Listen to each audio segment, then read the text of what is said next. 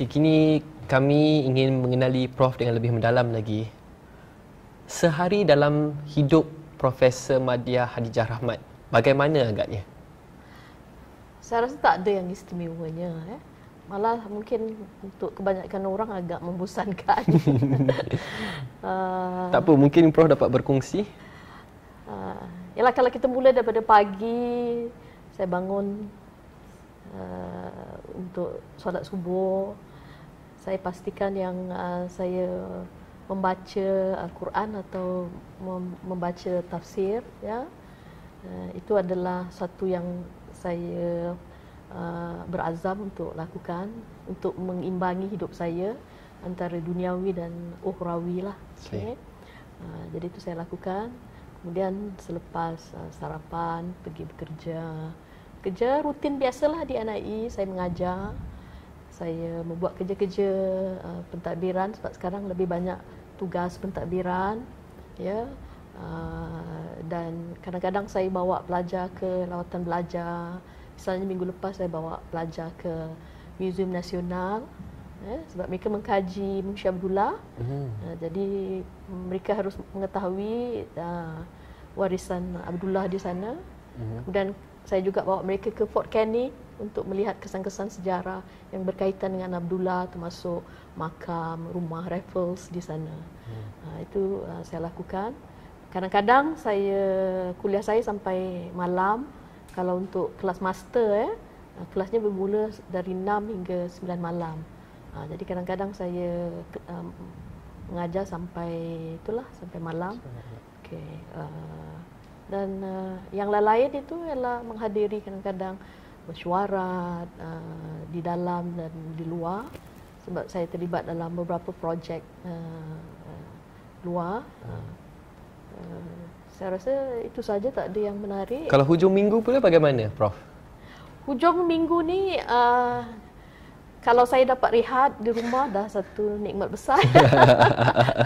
Biasanya saya sibuk dengan beberapa hal, tugas-tugas kemasyarakatan ataupun biasalah, ya, jemputan kahwin, majlis-majlis, ya, untuk saudara ataupun anak murid ni ramai kan. Itu seberapa boleh saya suka buat kajian saya masa hujung minggu.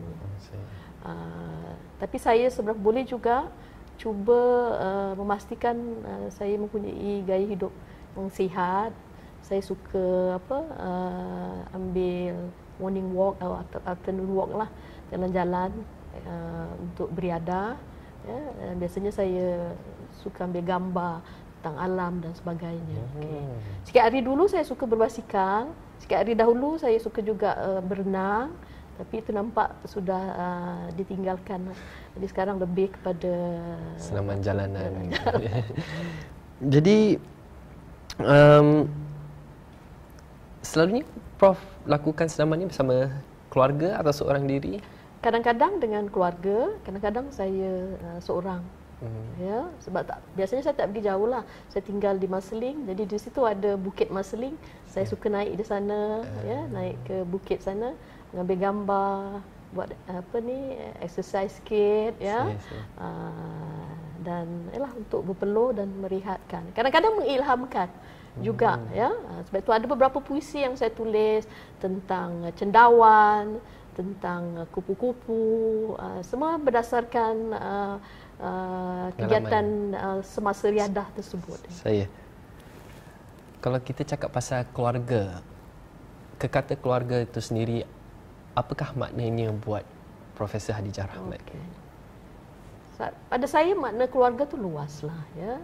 Keluarga tu pada saya ialah apabila ada sekumpulan ahli yang dihubungkan oleh ikatan keturunan atau biologi, atau juga perkahwinan, ataupun juga kerana jalinan tugas atau pekerjaan. Jadi setakat ni saya melihat saya ada 3 lingkungan atau jenis keluarga. Keluarga segera saya ialah keluarga Haji Rahmat bin Arifin. saya adik-beradik, saya anak yang nombor 2 dalam 7 adik-beradik. Itu keluarga segeralah ya. Kemudian lingkungan pertama ya. Lingkungan pertama. Lingkungan kedua ialah satu organisasi yang baru juga saya gerakkan mulai tahun lalu secara serius ya. Itu keluarga yang saya namakan AKAR. AKAR. Itu adalah gabungan nama datuk dan nenek saya. AK Abdul Karim, AR Alimah binti Rais. Jadi keluarga AKAR. Jadi ini adalah lingkungan keluarga besar saya dengan sepupu-sepupu ramai gitu kan. Jadi saya pun tahun lepas sudah mengadakan satu aktiviti yang lebih formal lah. Misalnya saya sendiri ingin menyumbang bakti pada keluarga saya adakan beasiswa AKAR, keluarga AKAR. Jadi saya berikan anugerah kepada mana-mana anggota keluarga yang ini yang lulus semua peringkat peperiksaan, PSLE ke, O-level ke, ITE, dah lulus itu saya berikan anugerah tersebut lah. Jadi tahun lepas kita adakan sesi tersebut. Dan saya nak kumpulan ini lebih kukuh lah, itu satu. Kemudian satu lagi ialah keluarga AKAR di tempat pekerjaan saya lah, keluarga ALC. Ya, di mana rakan-rakan sepejabat sama-sama saya anggap sebagai keluarga ALC itu. Terima kasih Prof. Prof juga memainkan peranan ya sebagai seorang isteri dan tanggungjawab sebagai seorang isteri dan juga kerjaya akademik Prof. Bagaimana Prof mengimbangkan ya kedua-dua tanggungjawab ini? Ya. Saya rasa saya amat syukur sekali sebab saya mendapat seorang suami yang amat memahami dan membantu. Ya. Saya rasa banyak masa saya habiskan untuk pekerjaan saya, penulisan saya dan kerja sosial saya ya. Jadi suami saya tu harus terpaksa berdikari lah dalam banyak hal ya. Jadi dia faham, beliau faham alhamdulillah. Malah dalam banyak hal beliau menyokong saya. Misalnya bila saya buat PhD tahun 1992 hingga 96, tahun pertama saya pergi sendiri, tahun kedua suami saya datang dan beliau buat master. Jadi beliau ambil cuti daripada pengajaran untuk bersama saya.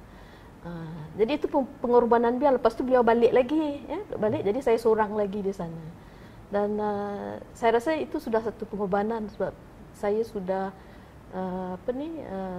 terpaksa mengorbankan tugas saya sebagai isteri untuk mencapai cita-cita akademik saya. Kemudian saya juga melakukan banyak kajian di Amerika misalnya. Tahun 2001 saya pergi sebagai Fulbright Scholar ya. 6 bulan saya di Amerika, 3 bulan di University Berkeley, California. Saya buat kajian di University Harvard. Saya buat kajian di Library of Congress juga. Semua itu ditemani oleh suami saya. Kalau masa itu selepas September 11, kawalan begitu ketat ya. Jadi saya dinasihatkan jangan pakai tudung pun kat sana. Sebab mereka akan menyerang wanita-wanita bertudung. Okay? Saya rasa saya tak boleh mengorbankan prinsip hidup saya dan agama saya untuk keselamatan. Keselamatan saya di tangan Allah kan. Jadi tapi dengan penyertaan suami saya juga itu memberi semacam ketenangan, keselamatan untuk saya buat kajian. Kemudian sama juga tahun 2010 saya buat kajian 3 bulan di University Leiden, Holland, 3 bulan juga di London, jadi 6 bulan. Semua diiringi oleh suami saya. Ya. Dan kebetulan beliau dah bersara yang untuk ini dia boleh ikut tak menjejal.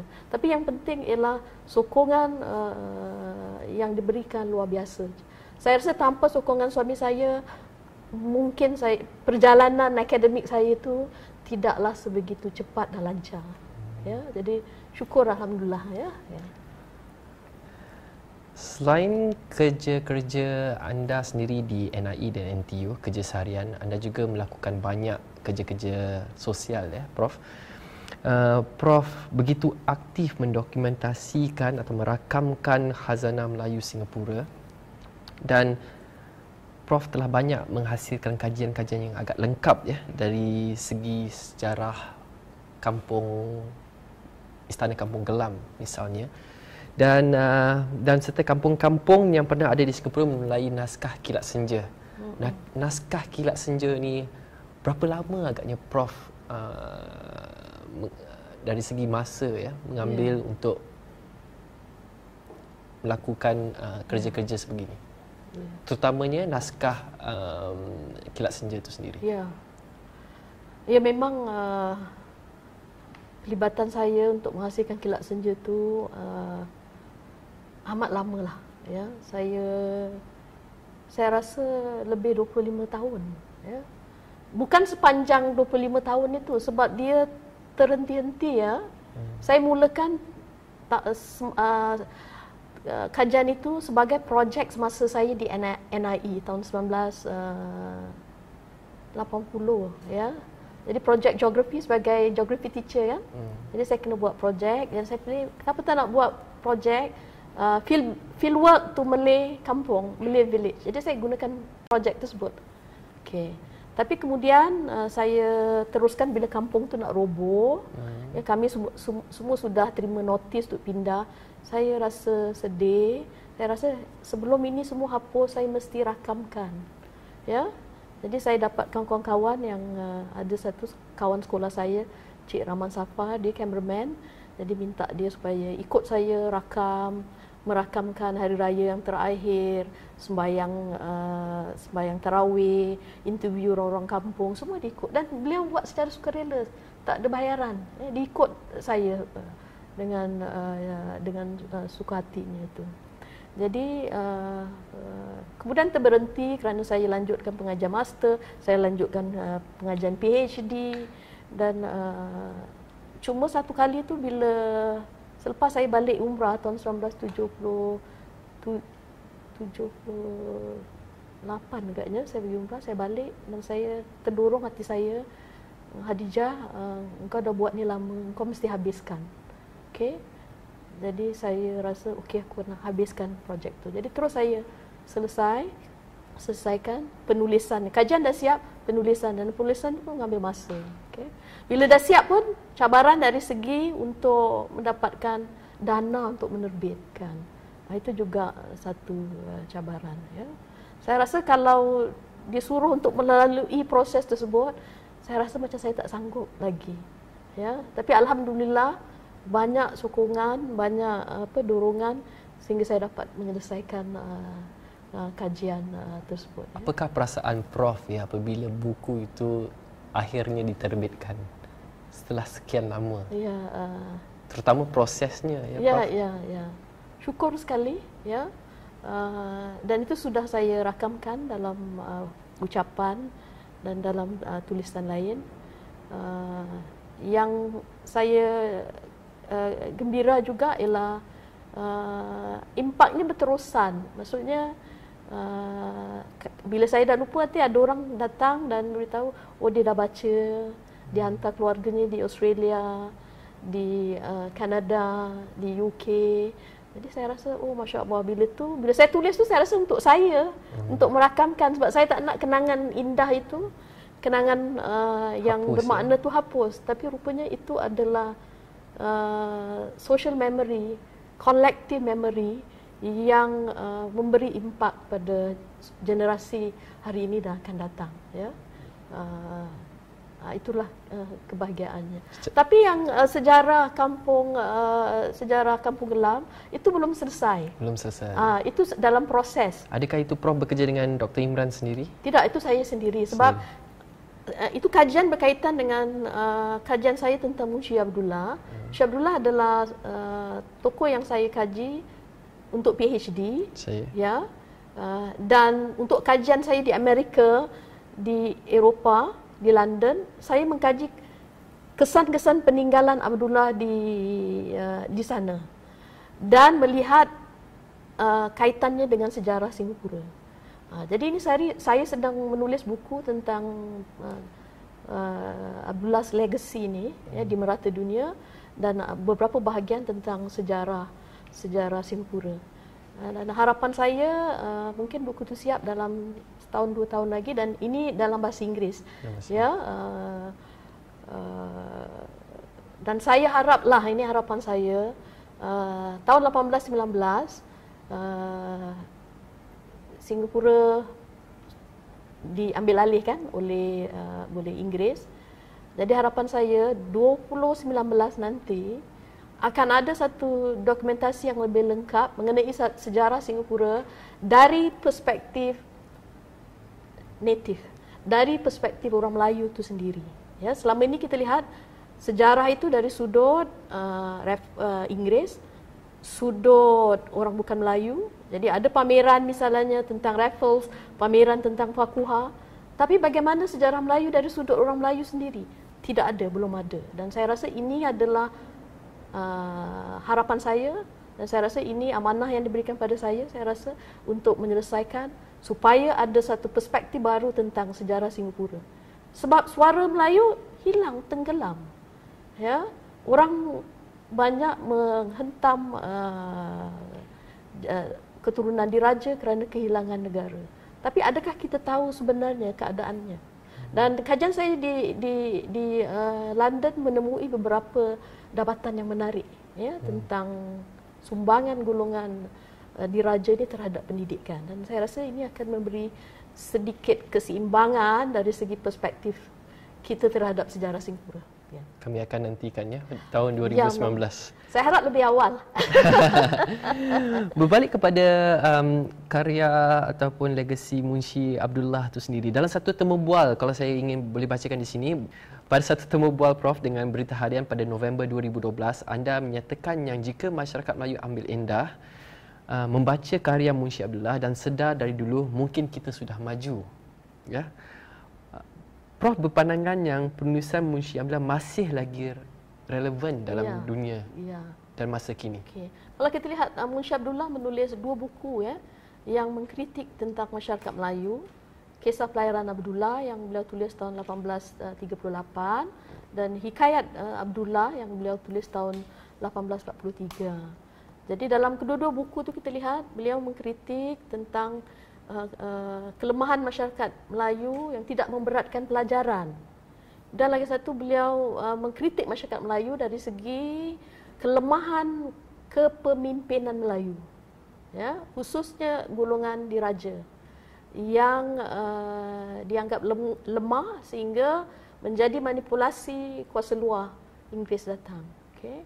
Kemudian beliau juga mengkritik sikap masyarakat terhadap bahasa. Orang Melayu tak mengendahkan bahasanya. Dia cakap Melayu sudah cukup, tak perlu belajar bahasa. Ya. Kemudian satu lagi ialah masyarakat tak memberatkan agama. Ya.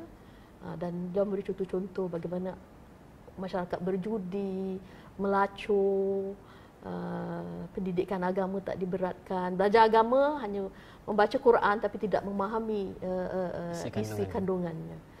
Jadi ini adalah kritikan-kritikan yang dah ditulis ya, saya rasa dah berapa ratus tahun dahulu ya, 1838 hingga 1843. Tapi isunya masih berlaku hari ini, ya. Jadi tetap relevan lagi persoalan itu. Banyak perkara yang belum selesai. Jadi kalau misalnya masyarakat kita memberi reaksi segera, yang menerima kritikan itu dan melakukan sesuatu, tentu persoalan itu dapat diatasi atau sekurang-kurangnya dapat dikurangkan. Ya. Tapi masyarakat agak emosi, masyarakat menolak pemikirannya dan hanya memberi perhatian pada hal-hal yang okey, dia subahat dengan Inggeris, dia mengampu Inggeris, ya. Memang dalam kita lihat dia banyak menyanjung Inggeris, tapi dia juga mengkritik Inggeris dan dia juga mengkritik bangsa-bangsa lain. Sebab Munshi memang seorang yang kritikal.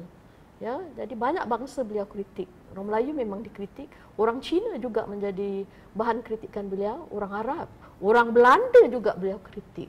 Itu memang sifat beliau. Okay. Tapi yang pentingnya apa yang dicakapkan itu berasas. Ya. Prof juga cukup yakin dengan kandungan Sulalatus Salatin ya. Sebagai dokumen yang dipercayai menyingkap sejarah bangsa Melayu, walaupun terdapat mitos dan juga legenda yang tersurat. Mengapa, Prof? Ya.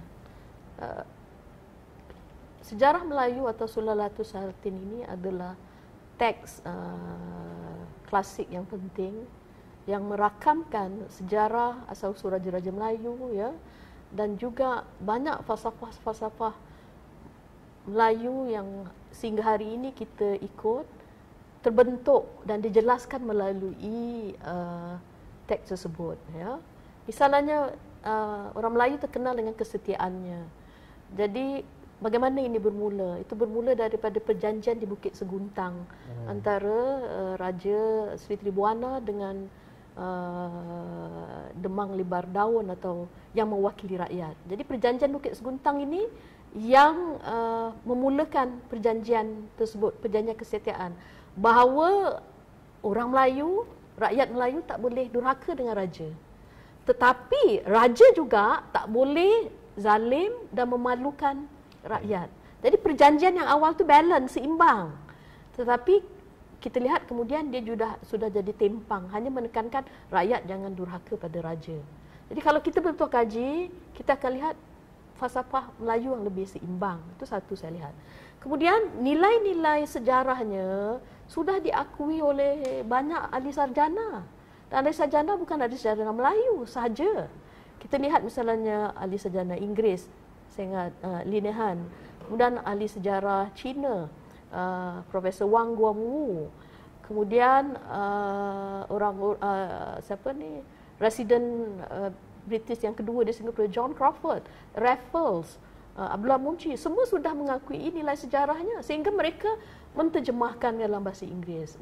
Sebab mereka rasakan untuk mengetahui tentang sejarah orang Melayu, pemikiran watak Melayu harus dikaji sejarah Melayu. Jadi saya rasa kenapa kita nak nafikan aja, unsur-unsur mitos dan legenda itu adalah sebahagian daripada sejarah.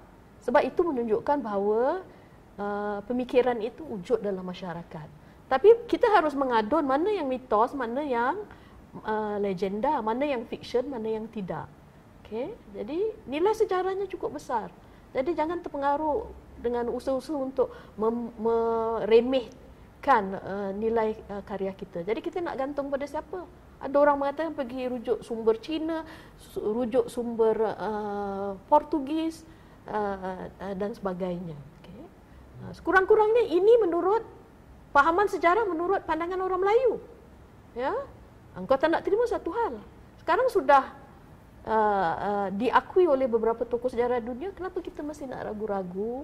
Ya, kita mesti ada keyakinan diri bahawa ini adalah berharga, bernilai, dan inilah fahaman sejarah kita. Yang boleh membuat kita lebih dekat dan intim dengan bangsa kita sendiri. Ya. Prof juga adalah salah seorang daripada mereka yang percaya bahawa makam di Bukit Larangan adalah empunya sang nilai utama dan bukan para meswara. Jadi mengapa agaknya ianya tertanda sebagai makam para meswara? Semasa pihak Heritage Board kalau melancarkan jejak sejarah atau heritage trail itu, saya ingat tahun 1997 ya, mereka mengumumkan, sebab makam itu adalah sebahagian daripada jejak sejarah itu. Jadi mereka umumkan bahawa makam itu adalah makam para miswara. Sebab dia sudah label Iskandar Shah di situ ya, nama dia sebut. Dan dikatakan ini berdasarkan sumber lisan orang-orang Melayu 100 tahun yang dahulu. Okay. Tapi ini ditolak oleh seorang penulis yang bernama, saya ingat Wilfred namanya ya. Dia mengatakan tak mungkin para miswara sudah ke Melaka dan membuka Melaka, kenapa dia harus balik dan dikebumikan di Singapura? Okay. Dan dia kata sumber-sumber sejarah Melayu boleh digunakan. Okay. Tapi kemudian pihak museum, saya ingat Mr. Kwa mengatakan yang sejarah Melayu tak boleh digunakan, banyak unsur mitos, dan sebagainya. Sejarah Melayu harus dibuang, thrown away kerana tak mengandungi nilai sejarah. Tapi saya menjelaskan bahawa tidak benar, sejarah Melayu tidak ada nilai sejarahnya.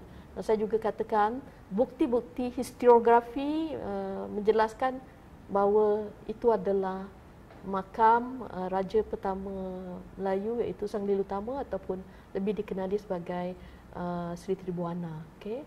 Jadi kalau ada bukti lain yang lebih kuat baru kita terima. Okay? Jadi saya ingat lepas tu pihak museum mohon maaf tentang tu. Dia tak bermaksud nak menghina sejarah Melayu dan sebagainya.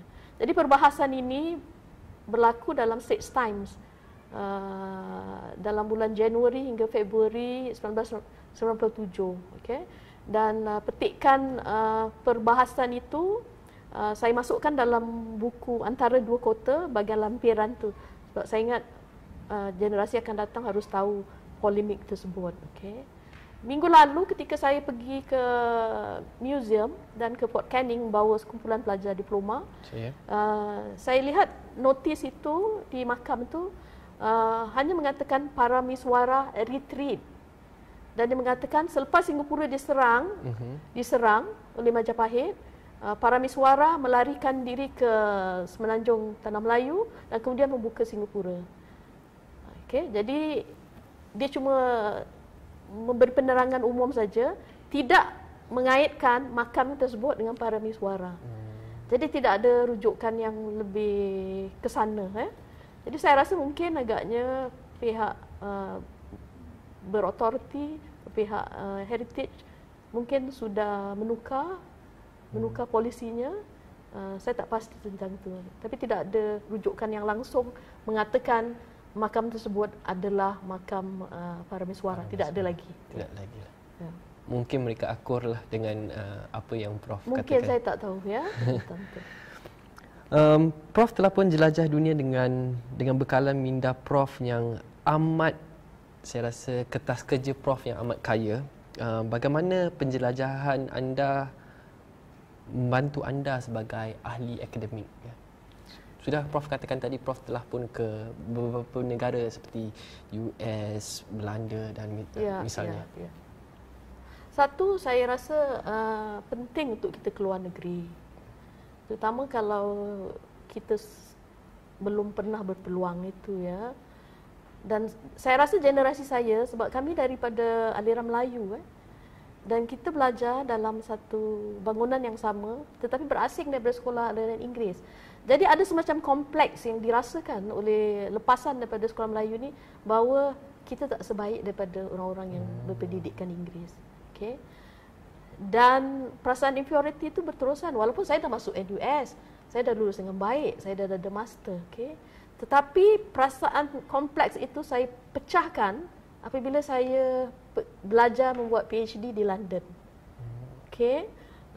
Sebab saya pergi ke universiti yang terbaik di Eropah yang telah melahirkan sarjana-sarjana dan sekarang saya menghasilkan tesis dan saya dapat menyiapkan tesis saya dalam masa 3 tahun, masa yang minima untuk disiapkan, dan saya tak perlu buat rombakan dan tesis saya dianggap baik oleh pemeriksa dan sebagainya.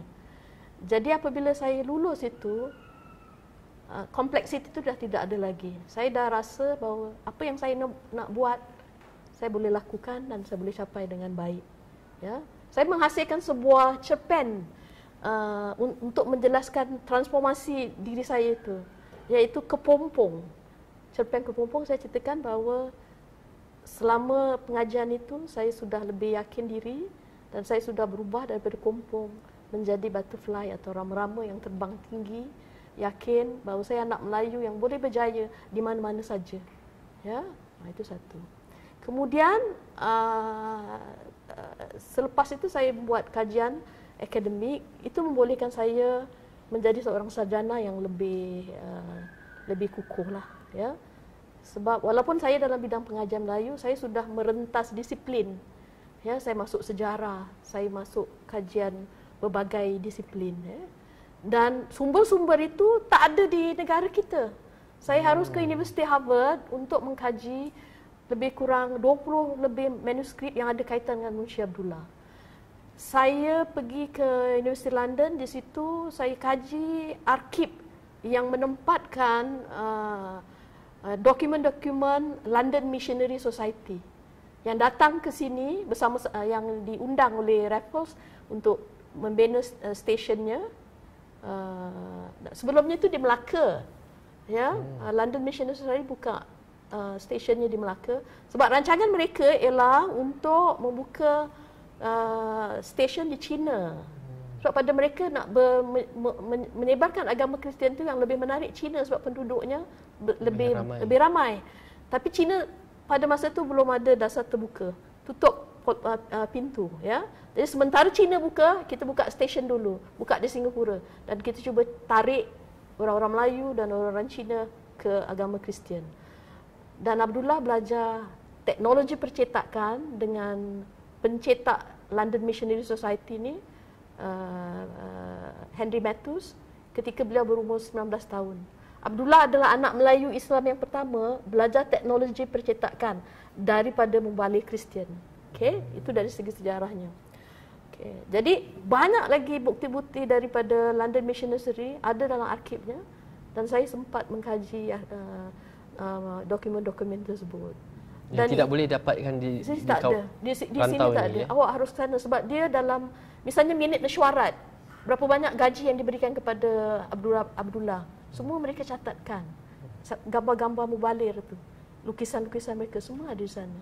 Sama juga di Belanda, saya lihat usaha yang dilakukan oleh Belanda untuk membawa khazanah kita ke sana, perancangan orang-orang Belanda untuk mengkaji agama kita, pemikiran kita, semua ada di Universiti Leiden di sana.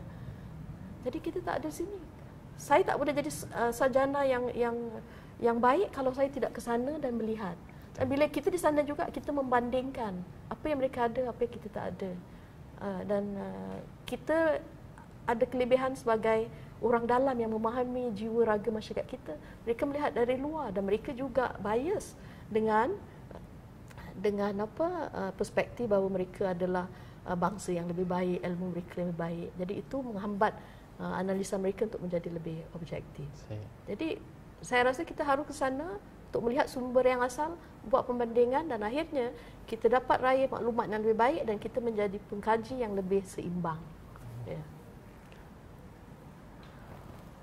Prof adalah sastrawan wanita pertama yang dianugerahkan anugerah Tun Sri Lanang, ya. Apakah perasaan Prof? Tentu sekali saya syukurlah, ya. Syukur kerana apa yang diusahakan itu dihargai, ya.